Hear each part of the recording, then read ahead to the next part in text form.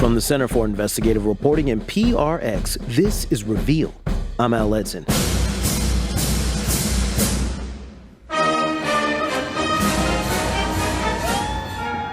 It's July 2021 in Baltimore. And amid fireworks and patriotic music, workers have just relit the famous Domino sugar sign, which was under repair. For decades, this icon has cast a red glow over the city's inner harbor. You can see it from miles away. Each year, Domino produces millions of pounds of refined sugar for candy makers and supermarkets. But if you look at their packaging, it doesn't say exactly where that processed sugar originates. Some of it comes from cane grown in the U.S. Brazil and Mexico are also big suppliers. Then there's the Dominican Republic, where still today, on vast plantations, sugarcane is cut by men with machetes and hauled away by oxen-drawn carts. The work is grueling. The conditions harsh. And that sparked protests like this one from last year. Hundreds of workers marched in the Dominican capital of Santo Domingo, chanting, "Without cane cutters, there is no sugar." These men are from Haiti and are among the thousands of Haitians who are living across the island's border in Dominican Republic. They're demanding simple things like pensions they were promised and better living conditions for their families. Last year, we brought you a story about the hardships these workers face in harvesting raw sugar that's exported to the U.S. Since then, there have been some big developments. So we're revisiting the investigation from reporter Sandy Tolan. When Sandy first visited the Dominican Republic 30 years ago, things were even worse for the cane cutters and their families. Walking down this dirt street, and each house is surrounded by standing black water, which is just human waste and garbage. Kids playing around this water. It's a breeding ground for mosquitoes. It's a really poor place. In the sugar plantations, Sandy met people living in work camps who'd been trafficked into the Dominican Republic and forced to cut cane.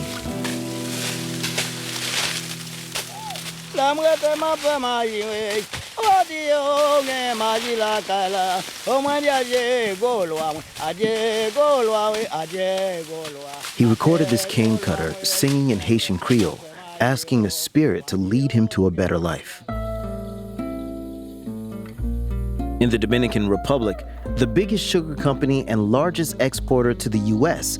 is the Central Romana Corporation.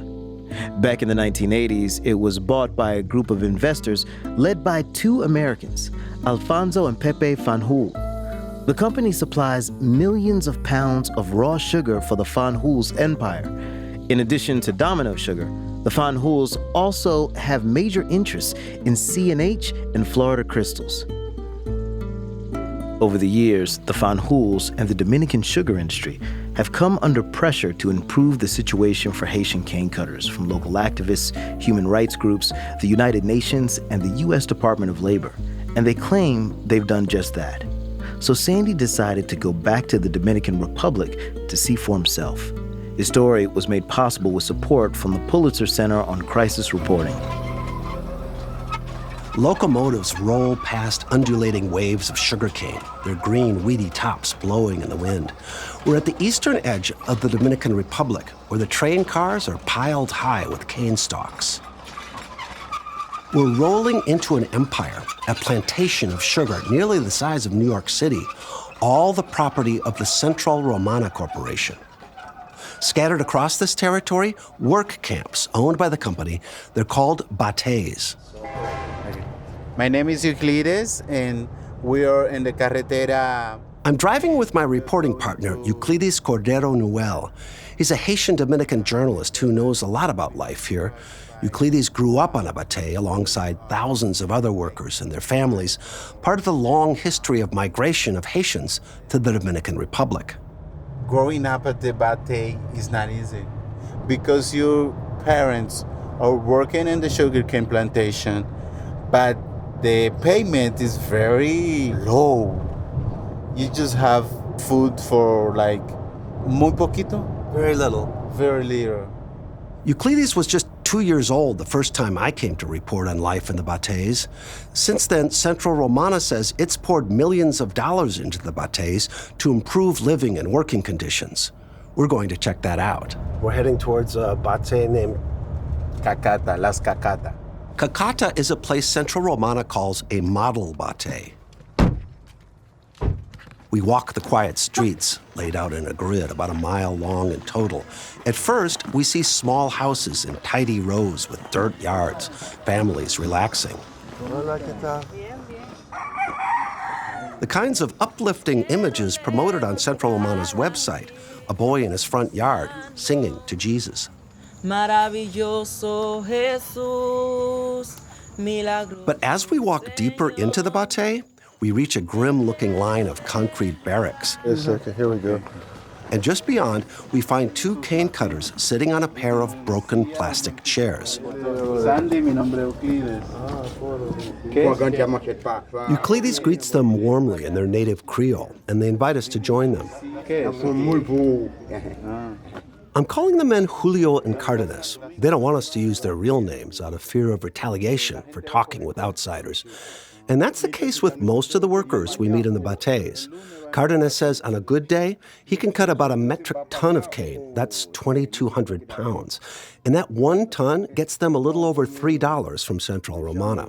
The company says it pays more than the national minimum wage, and younger men can cut more and make $5, $6, even $8 a day, but not Julio and Cardenas. If it's good, you can cut 1 ton per day. A lot of the sugar Julio, Cardenas, and their fellow workers cut ends up in the U.S. The men say they've been doing this kind of work for the past 40 years. They're way past retirement age. Cardenas is almost 80. But even though Central Romana deducts government pension funds from their paychecks, they say they've never seen 1 peso of it. It's not my fault I'm working because I make requests for my pension and I don't have it. And like so many of the cañeros or cane workers we meet, they say they could never afford to get regular working papers and that neither the government nor Central Romana is helping them get legal status or their pensions. And so they've been undocumented for decades. They have to stay in the Bate for their whole life until they die because they cannot have any other job. So every day they slash and slash under an unrelenting sun, sharp stalks cutting into their hands. Feel like they treat you well, the bosses? ¿Vous pensez, chef, yo trato bien? Oui or no? Para mí, yo no estoy bien. For me, I'm not good. ¿Pero te tratan bien? Euclides repeats, but do they treat you well here? Cardenas stabs his machete into the ground. He's choking back tears. And you can see how they treat us here as a Haitian.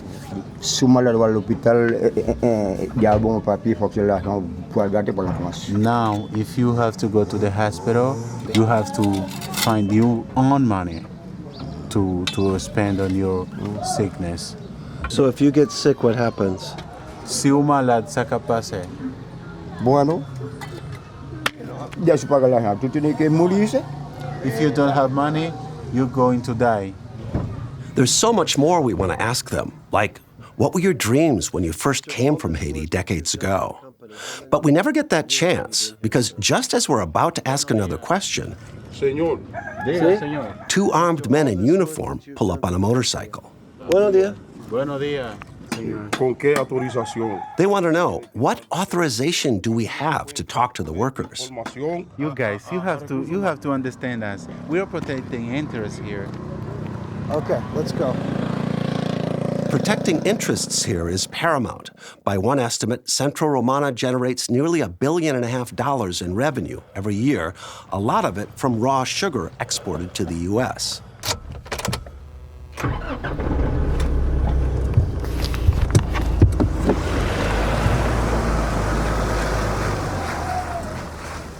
In this vast landscape of cane and company work camps, we're learning something. Central Romana is a kind of state within a state, with a large private security force that doesn't like outsiders poking around. Still, in 6 separate reporting trips spread out over 2 years, Euclides and I managed to visit about 24 bateys where the workers and their families welcomed us. Batey Los Pelados, Batey Agua Blanca, Batey La Higuera, Batey... This is what we see. Flimsy wooden houses, cracked, crumbling walls, a mattress on a bare floor, a few clothes drooping from a piece of rope, darkness, and an estimated 90% of bateys, no electricity, and so many holes in the roof it rains on you when you're sleeping.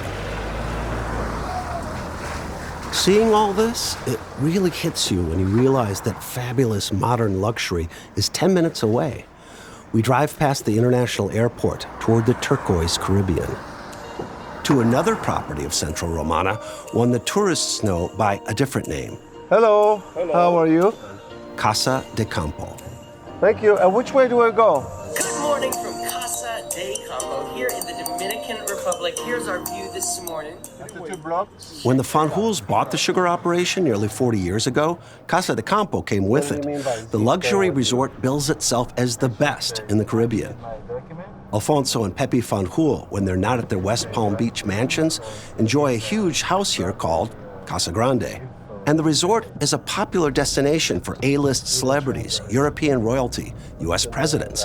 On Casa de Campo's 7,000 acres, you can play polo, hit the spa, rent a villa, pilot a yacht, shoot live pigeons, or skeet. At the shooting range, a young American fires her rifle into the clear blue sky. Her name is Elise Mordos. She's from New York and won a free trip for two to Casa de Campo. The resort, she says, is very nice, but she knows poverty lies just outside the well-secured gates. I think it's pretty bifurcated because you come to the resorts and it's safe, and if the minute you step outside is when you really see how people live. When you are trying to appeal to wealthy individuals, you have to kind of isolate them somewhat. At dusk, Euclides and I are sitting on a patio at the resort at the edge of the golf course. He can't stop thinking about where he grew up, on a batey just like the ones a few miles from here. Really not too comfortable. I'm in the university. If I would not have the chance to have education, I could be there cutting cane. I could. Why not? It turns out Euclides didn't just live in the batey with his family. When he was 14, he picked up a machete. He was starting high school and needed money for some basics. I went to work in the sugarcane because I needed shoes to go to school in that time. My mom doesn't have the money. I used the shoes of my brother. You guys shared the shoes? We shared. That evening, in another part of Casa de Campo, we visit a replica of a 16th century Mediterranean village. Thousands of lights festoon the faux Renaissance church. If you counted every light, you'd get into the tens of thousands, I think. But you go to the bateyes, there's no light, no electricity. And the people doesn't have food to eat, doesn't have money, broken housing. And look here, it's the contrast. It's the contrast. The contrast here is stark and powerful, but it's something Central Romana executives won't talk to us about.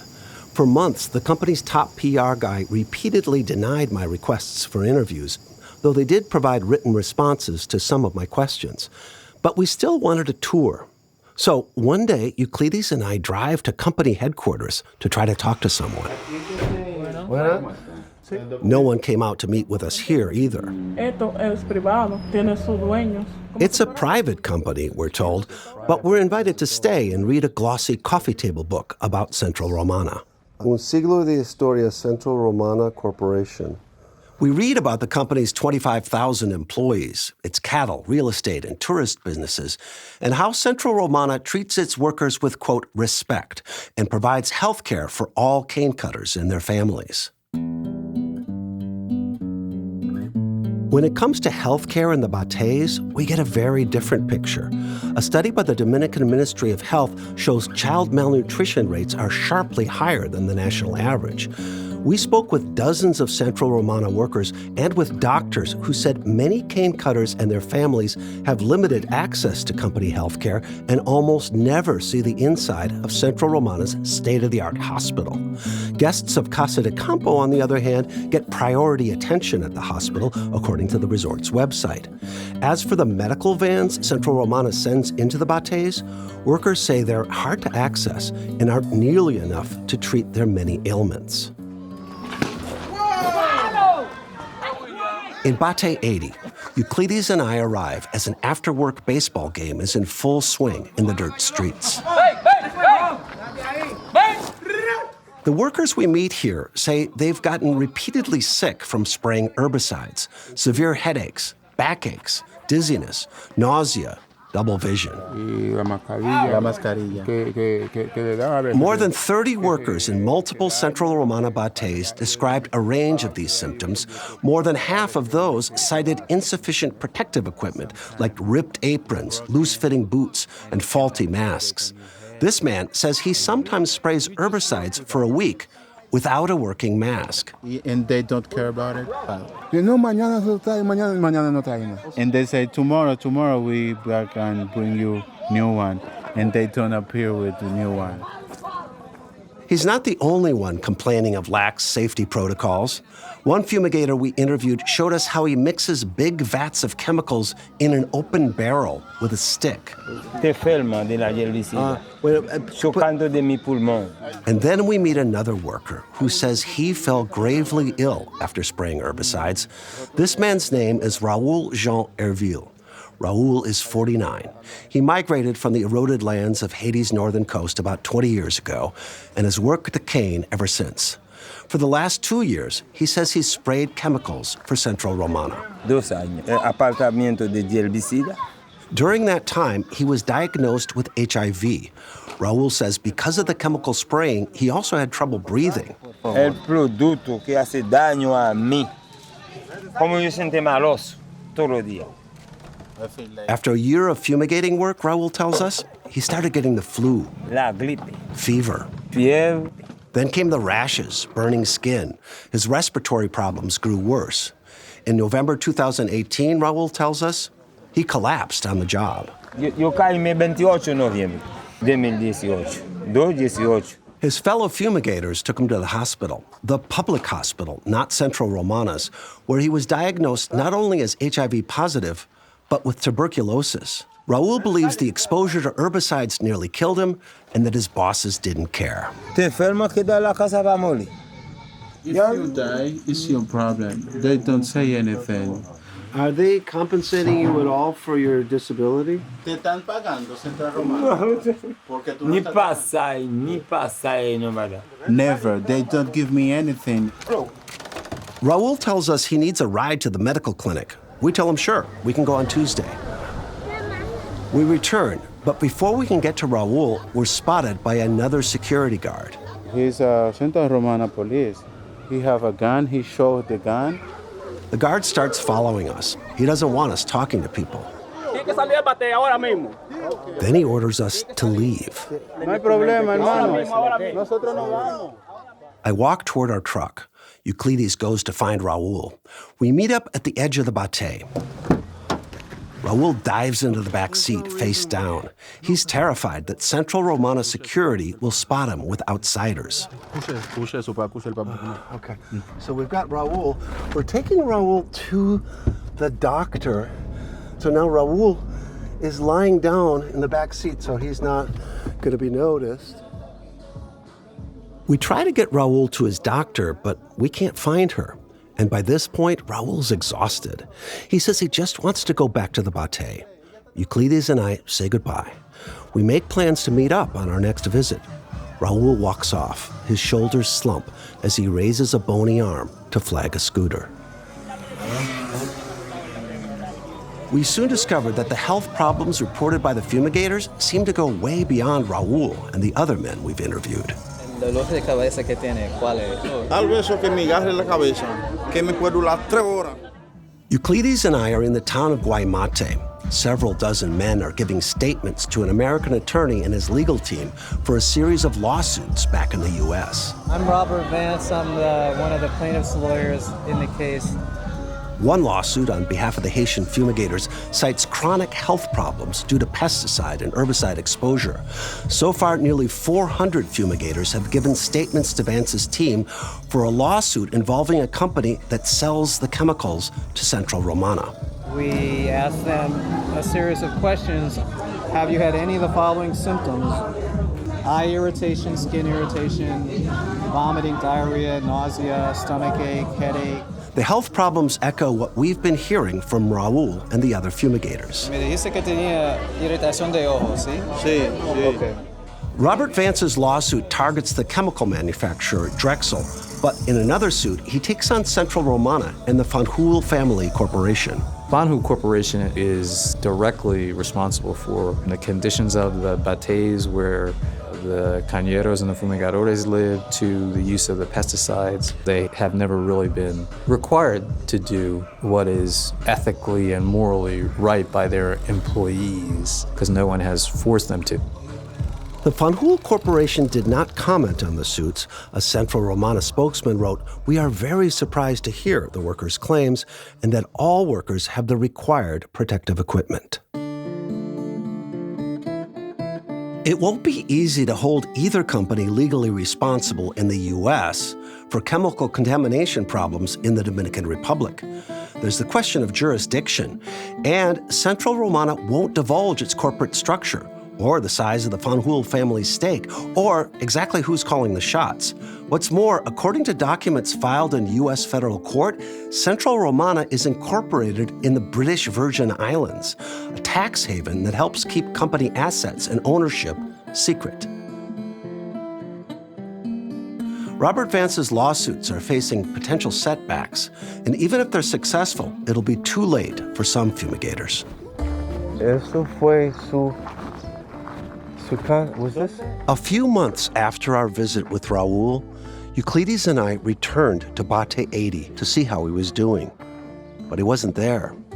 Raul Jean Herville had died, alone, of respiratory failure in his rickety shack.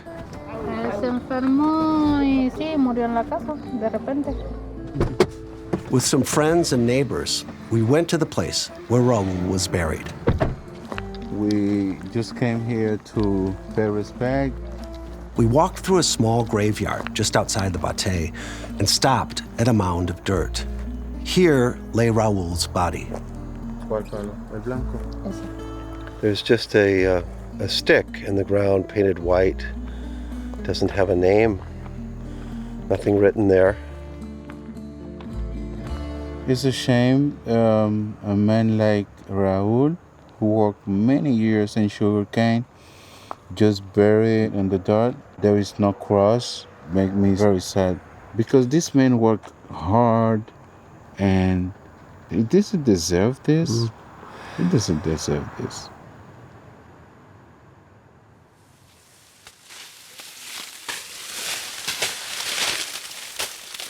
For generations, workers like Raul Jean Herville have toiled in the Dominican cane fields.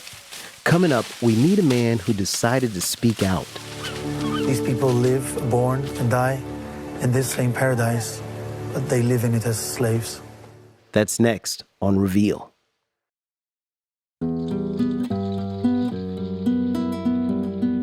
From the Center for Investigative Reporting and PRX, this is Reveal. I'm Al Letson. Today, we're revisiting our story that follows a supply chain of sugar, millions of pounds from the cane fields of the Dominican Republic to our breakfast table. We're also looking at the toll this is taking on the people who harvest some of that sugar.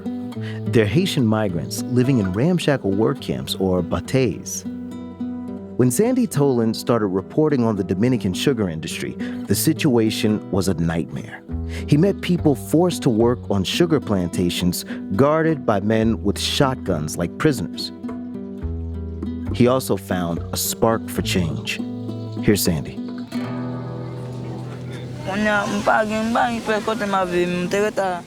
I still carry the memory of him, a child standing barefoot under a punishing sun in a place called Bate 8, all stick limbs and sunken eyes. He was 14. It was 1991. And his name was Lulu Pierre. With my cassette recorder rolling, Lulu told us he'd been kidnapped at a market on the Haitian border in broad daylight. This army officer grabbed me.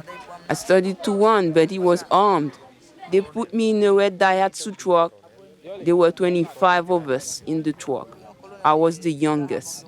They sold us to this place here. My mother and father and 3 brothers, they don't know where I am now.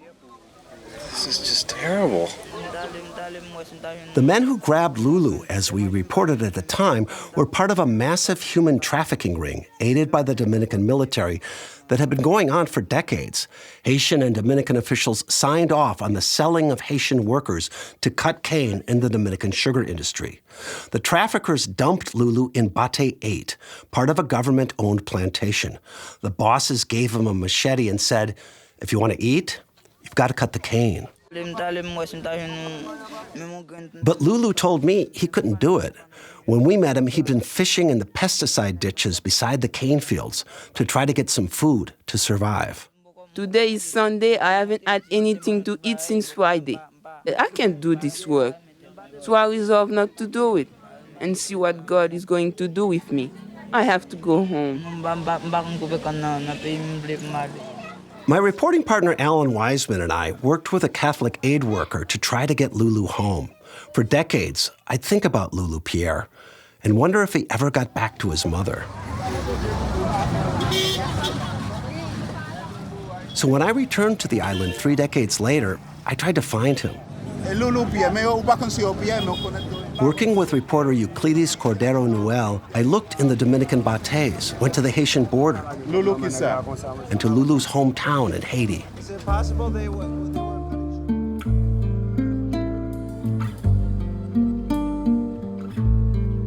We heard he'd made it home, but we never found him.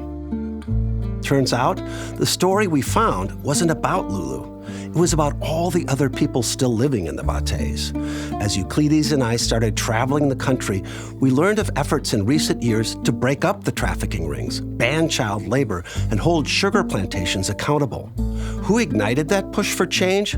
As much as any one person, the answer is Father Christopher Hartley. When I arrived in the Dominican Republic, I had no idea whatsoever what I was going to confront. Father Hartley's a Catholic priest from Spain. He arrived 6 years after my first visit, and after 20 years working alongside Mother Teresa. He was so shocked by the conditions facing the Haitians in his parish that he began to speak out. These people live, born, and die in this same paradise, but they live in it as slaves. That's Father Hartley from a documentary about the industry's human costs. But criticizing the sugar industry carried its own price, multiple death threats. Very explicit. One of them was, tell the Reverend that the day he least expected, he's going to be found dead on a sugarcane field track with his mouth full of flies. In 2006, Hartley says, he was forced to leave the Dominican Republic. As for his fight, he just changed battlefields. In Washington, he met a longtime official with the State Department and the U.S. Department of Labor. I'm Charlotte Ponticelli, frequently known as Charlie. Charlie Ponticelli headed up the Labor Department's International Bureau. One day, she saw a documentary about Hartley and was so moved by his struggle that on her last day at work, I sent him an email before I walked out the door, and I said, Father Hartley, I've admired your work so much, and if ever I can be of help to you, please let me know. Well, he took me up on that. Father Hartley and Charlie Ponticelli decided to challenge the sugar industry together. They found leverage in a trade agreement between the U.S., Central America, and the Dominican Republic, known as CAFTA. CAFTA is more than a trade bill. It is a commitment among freedom-loving nations to advance peace and prosperity throughout the region. President George W. Bush backed the agreement. It had bipartisan support among lawmakers. But not everyone was on board. According to State Department cables published by WikiLeaks, U.S. diplomats reported the treaty infuriated a coterie of sugar barons in the Dominican Republic. One cable said Pepe Fanjul was trying to sabotage the treaty to protect his family's sugar empire. It was ratified anyway, binding countries to the widely accepted standards of the UN's International Labor Organization.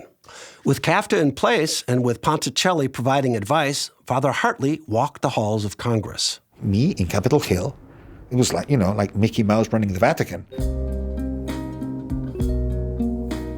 She would be the one to tell me, write to this senator or write to this congressman. And he did something else. He filed a formal petition with the Department of Labor, and to his astonishment and Ponticelli's, the department agreed to take action.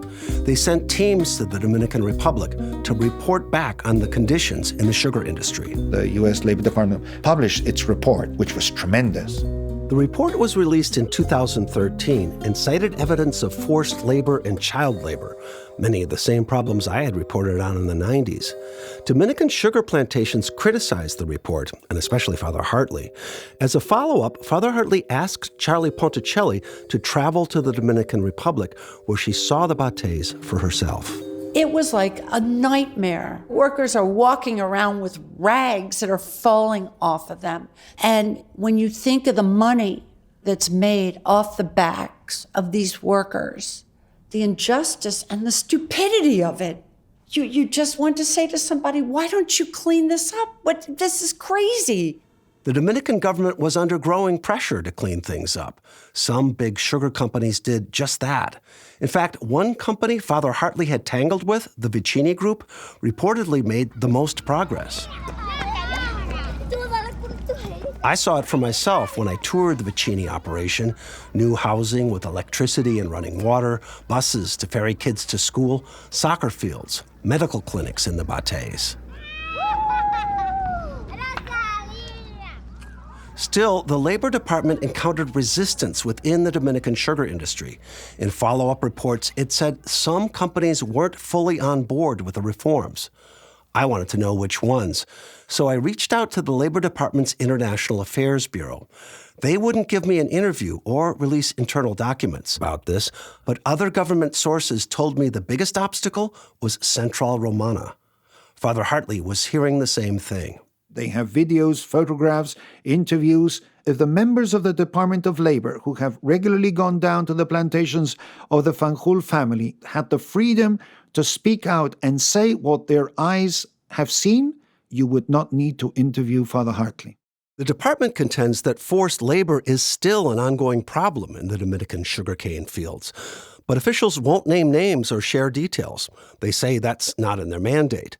So we sued the Department of Labor, and late last year it released a batch of internal documents, field reports that lay out some of the same problems we were finding at Central Romana's plantation: grueling work hours, low pay, and squalid living conditions. This leaves us to wonder whether offending companies that ship sugar to the U.S. are getting off the hook. For its part, Central Romana says there's no forced labor in its operations.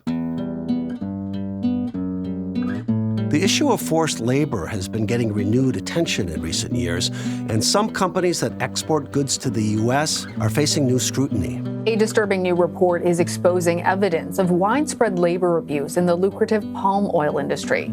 Reports from the Associated Press and human rights groups prodded the U.S. to step up enforcement of a 1930s law that blocks the import of goods produced with forced labor. Customs agents will be turning away products from China that they say are sourced from forced labor in China's Xinjiang. This is the first time we've seen this, and it's pretty amazing that that's happening.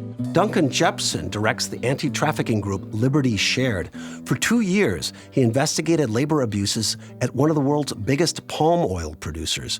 Finally, he convinced U.S. customs officials to block imports from the company. This isn't like sex trafficking, for instance, where the business is completely criminal and illicit. These are businesses that are publicly listed perhaps in multiple stock exchanges.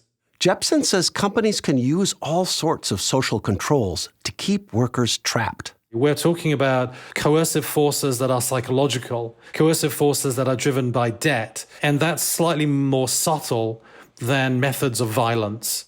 It reminds me of the two old Haitian cañeros I met at Bate Cacata. They had no papers, no access to the pensions they paid into, no savings. Their future?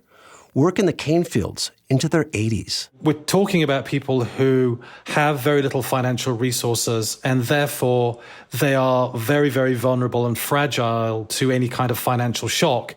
For Haitian cane cutters, that vulnerability is amplified by deep racism they face living and working in the Dominican Republic.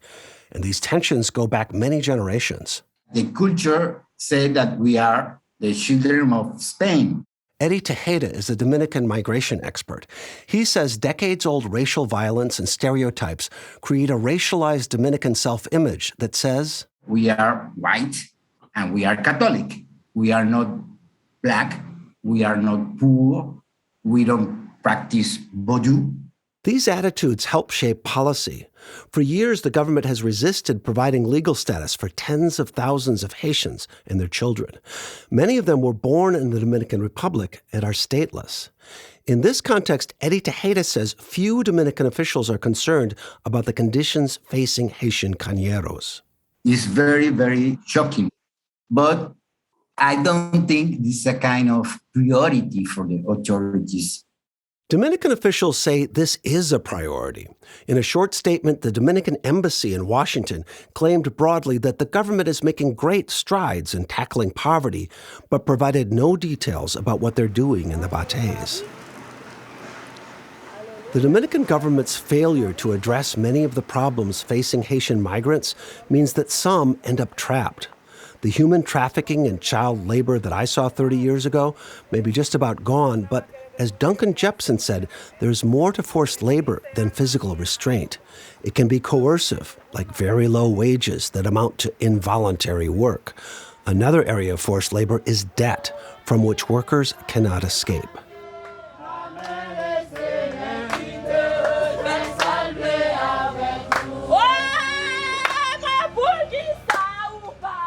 One Sunday morning, Euclides and I go to Abate for an evangelical church service under a patchwork of red and blue tarps fitted to wooden poles.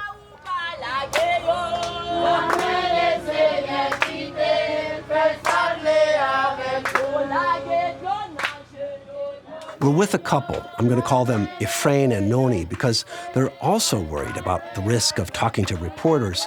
Noni's feeling the Holy Spirit in the church they built for the community.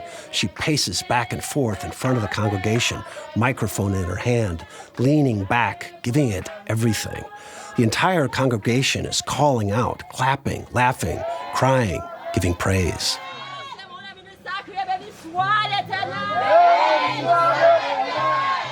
Unlike his wife, Efrain sits quietly in a folding chair. He's a fumigator and says exposure to all those chemicals has made him sick.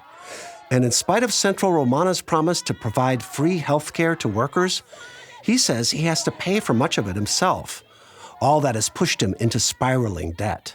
Yes, I borrow money. I borrow money from people. Yes, a lot. And so Efrain now owes 30,000 pesos, about $600, or nearly 3 months' pay. The lender is charging him 10% per week. So if you borrow 1,000 pesos, so you have to give this person 100 pesos every week. Interest, yes. Over a year, that works out to 520% interest. It's all connected. Substandard medical care requires borrowing more money, and that pushes families more deeply into debt. And with no legal papers, there's really nowhere else to find work. Noni says we have to pay people we took money from, and it's never enough.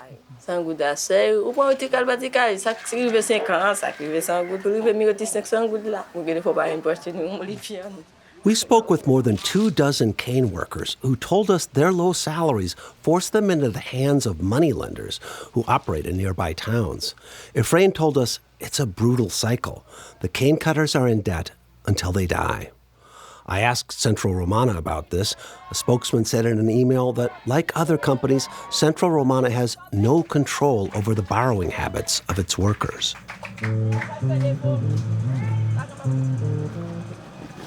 Noni finds all this bitterly ironic, given who is supplying the sugar that feeds our habit. Ça fait ça, y a Haïtiens qui fait, même que font pas y a planter, mais c'est ça Haïtien pour couper li. She says Haitians make the sugar. Without Haitians, you don't have sugar.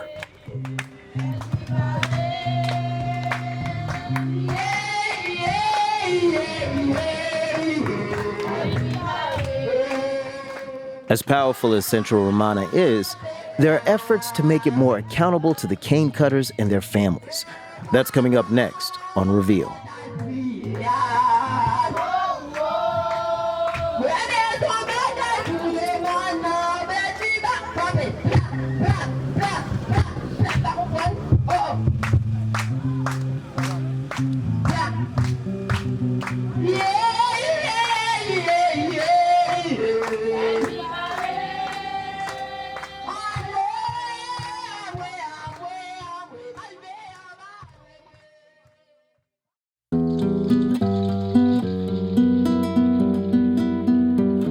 From the Center for Investigative Reporting and PRX, this is Reveal.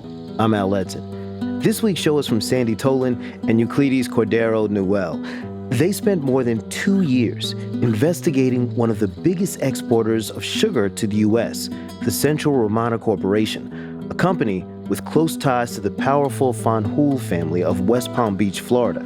Sandy's with me now because there's been a breakthrough in the story. Hey, Sandy. Hey, Al, how you doing? Good. So your story originally came out in September 2021, and not long after, things started to happen in Washington. Yeah, Al, it's been a wild ride. In addition to the Reveal story, we also had a big piece in Mother Jones, and then later, a story in The Intercept, and there was other media coverage as well. By October 2021, Democratic lawmakers were calling for action from the Biden administration. Human rights groups and labor groups joined the chorus. Then delegations from Congress, the State Department, and various federal agencies visited the Dominican Republic to see for themselves what was going on. And that wasn't all. We now know that U.S. customs agents were also on the case. They wanted to know whether all that sugar coming into the U.S. was being produced with forced labor. That was really our focus, too. And so what did they find out? Well, according to a statement released in November, U.S. Customs and Border Protection found 5 key indicators of forced labor at Central Romana's plantation.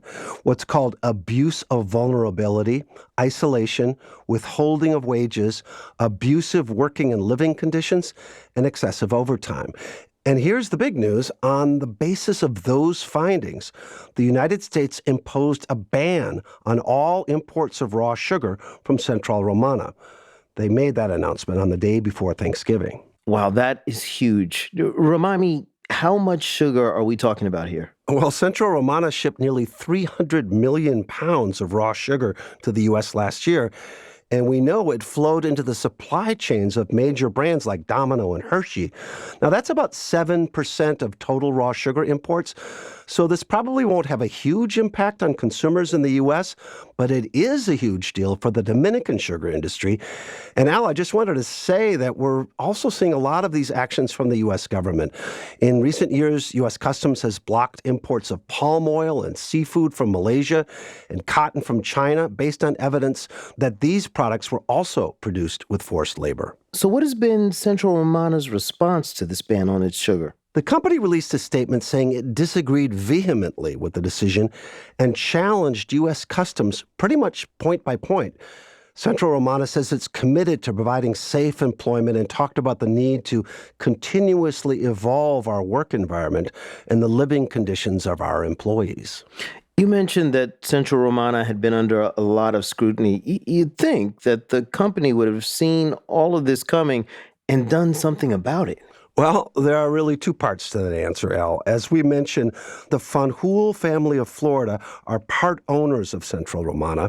Now, the Fanjuls are big political donors to Republicans and Democrats, and they have a lot of political influence. So it's possible that Central Romana thought they had a little extra protection from regulators. But the company wasn't sitting on its hands either. Let me tell you about what happened at one of the bates where cane cutters and their families lived.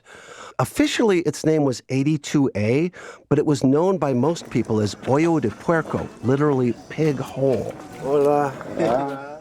We went there a few times, and this is the sound from one of those visits. Gracias. It looked really bad.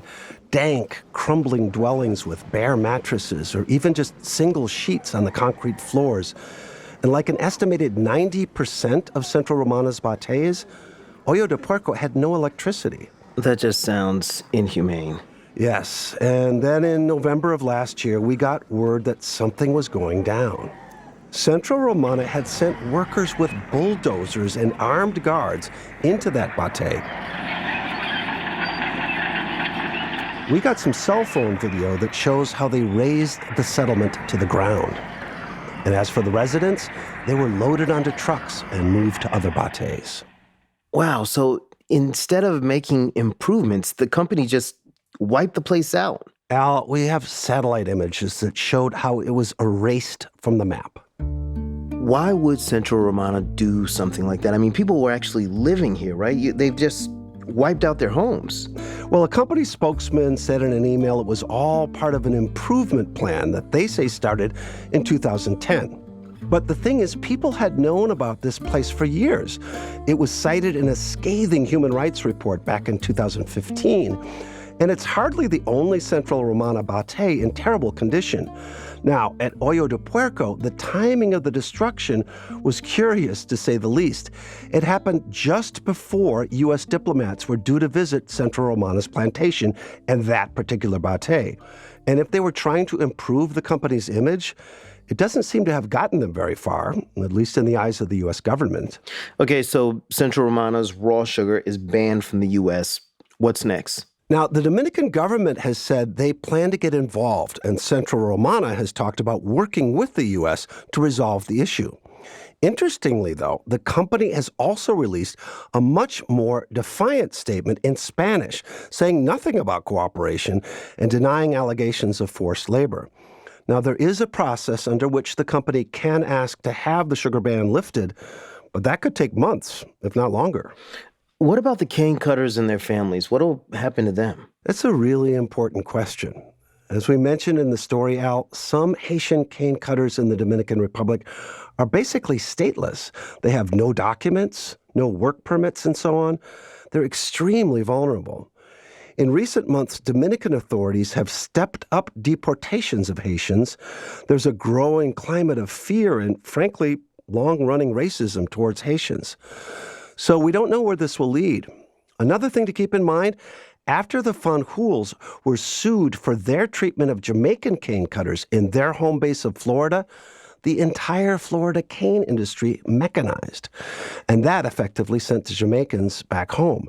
There's some concern that this could happen in the Dominican Republic with the Haitian cane cutters. But there's another thing that could be done. The company could improve the conditions now, help the workers get the proper papers, improve their access to medical care, help them get their long overdue Social Security payments, provide more buses to send children to school, help them get electricity into the bates.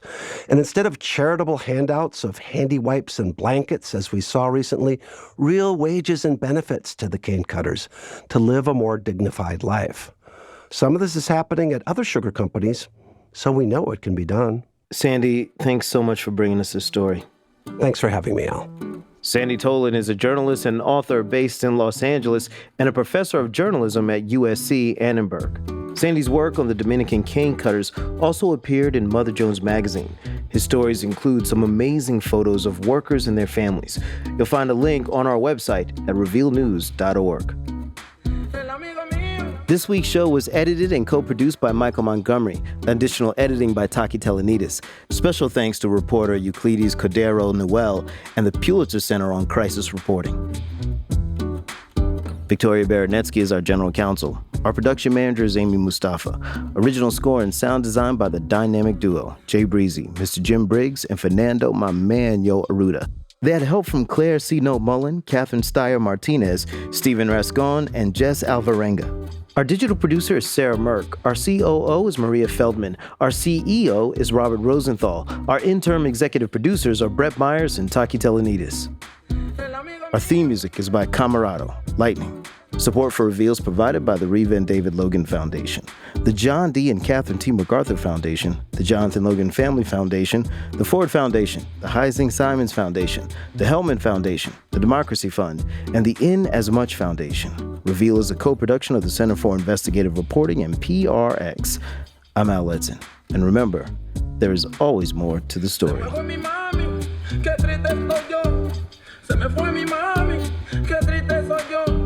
Déjeme llorar, ay, ay, déjeme llorar, ay, ay. El amigo mío también lloró, el amigo mío también lloró. Se me fue su mami, también lloró. Se fue su mami y él también lloró. Déjenlo llorar, ay, ay, déjenlo llorar, ay, ay.